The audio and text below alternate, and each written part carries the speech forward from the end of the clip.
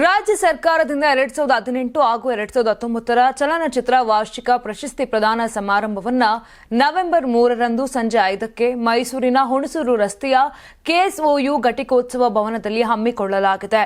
ಬರ್ಫಿ ತಂಡದಿಂದ ಸಾಂಸ್ಕೃತಿಕ ಕಾರ್ಯಕ್ರಮ ನಡೆಯಲಿದೆ. ಇದಕ್ಕಾಗಿ ವರ್ಣರಂಜಿತ ವೇದಿಕೆಯನ್ನು ಸಜ್ಜುಗೊಳಿಸಲಾಗುತ್ತಿದೆ.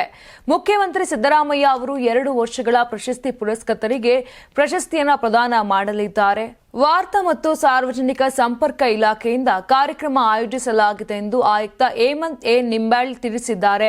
ಈ ಕ್ಯಾಲೆಂಡರ್ ವರ್ಷಗಳಲ್ಲಿನ ಅತ್ಯುತ್ತಮ ಚಲನಚಿತ್ರಗಳು, ಜನಪ್ರಿಯ ಮನರಂಜನಾ ಚಿತ್ರ, ವಿಶೇಷ ಸಾಮಾಜಿಕ ಕಾಳಜಿಯ ಚಿತ್ರಗಳು ಸೇರಿದಂತೆ ಅತ್ಯುತ್ತಮ ನಟ ನಟಿ ಸೇರಿದಂತೆ ಚಿತ್ರರಂಗದ ವಿವಿಧ ಪ್ರಕಾರಗಳಲ್ಲಿ ಪ್ರಶಸ್ತಿಗಳಿಗೆ ಭಾಜನರಾಗಿರುವ ಸುಮಾರು 85 ಪ್ರತಿಭಾವಂತರಿಗೆ ಮುಖ್ಯಮಂತ್ರಿಯವರು ಪ್ರಶಸ್ತಿ ಪ್ರದಾನ ಮಾಡಲಿದ್ದಾರೆ ಎಂದು ಮಾಹಿತಿಯನ್ನು ಕೊಟ್ಟಿದ್ದಾರೆ.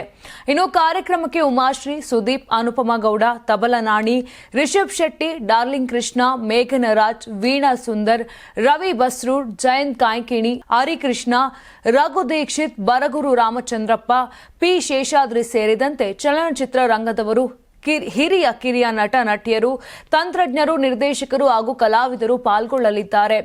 ಜನಪ್ರತಿನಿಧಿಗಳು, ನಿಗಮ ಮಂಡಳಿಗಳ ಅಧ್ಯಕ್ಷರು, ಅಧಿಕಾರಿಗಳು ಮತ್ತು ಆಹ್ವಾನಿತರು ಭಾಗವಹಿಸಲಿದ್ದಾರೆ.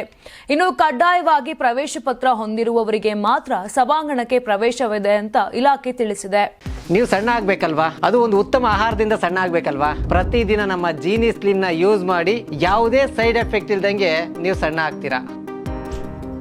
ನಿಮಗೆ ಮಾಧ್ಯಮದಲ್ಲಿ ಕೆಲಸ ಮಾಡುವ ಆಸಕ್ತಿ ಇದೆಯಾ? ಹಾಗಾದ್ರೆ ಕರ್ನಾಟಕ ಟಿವಿ ಡಿಜಿಟಲ್ ಮೀಡಿಯಾದಲ್ಲಿದೆ ನಿಮಗೆ ಒಳ್ಳೆಯ ಅವಕಾಶ. ಆಯ್ಕೆಯಾದವರಿಗೆ ಉಚಿತ ತರಬೇತಿ ಕೊಡ್ತೀವಿ. ತರಬೇತಿ ನಂತರ ಕೆಲಸ ಮಾಡುವ ಅವಕಾಶನೂ ಕೊಡ್ತೀವಿ. ಈ ಕೂಡಲೇ ನಿಮ್ಮ ಮಾಹಿತಿಯನ್ನ ಮೇಲ್ ಮಾಡಿ.